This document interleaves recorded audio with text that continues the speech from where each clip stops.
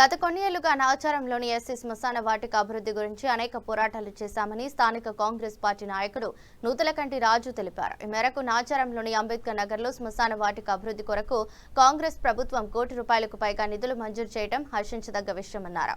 20 రోజుల్లోనే నిధులు మంజూరు చేయడం పట్ల తాము సంతోషిస్తామన్నారు. అసెంబ్లీ ఇన్ఛార్జ్ పరమేశ్వరరెడ్డికి ప్రత్యేకంగా కాలనీ వాసులందరం కృతజ్ఞతలు తెలుపుతున్నామన్నారు.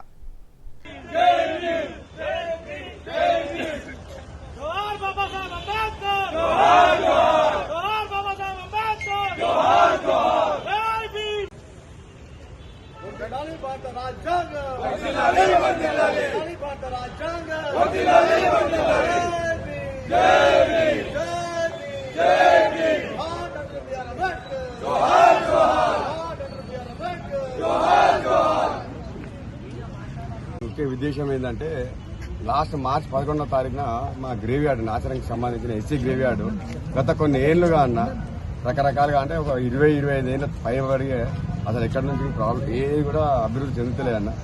ఎవరికి ఏ రిప్రజెంటేషన్ ఇచ్చినా కానీ తూతూ మంత్రంగా పట్టించుకోకపోతున్నారు అన్న. ఏదో అప్పటి మటుకు అంటున్న తర్వాత వెళ్ళిపోతున్నారు. సో ఈసారి నేను ఒక గట్టి సంకల్పం తీసుకున్నా.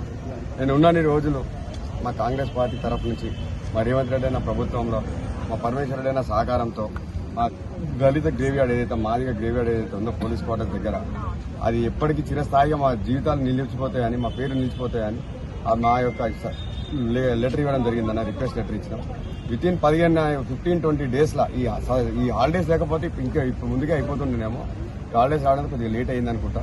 కాకపోతే మా పర్మిషన్ నాకు మా తరఫు నుంచి మా బస్తీ తరఫు నుంచి మా పార్టీ తరఫు నుంచి మా కాంగ్రెస్ అధ్యక్షునికి నాతో పాటు పనిచేసిన వాళ్ళందరికీ చాలా చాలా ధన్యవాదాలు చెప్తున్నాను.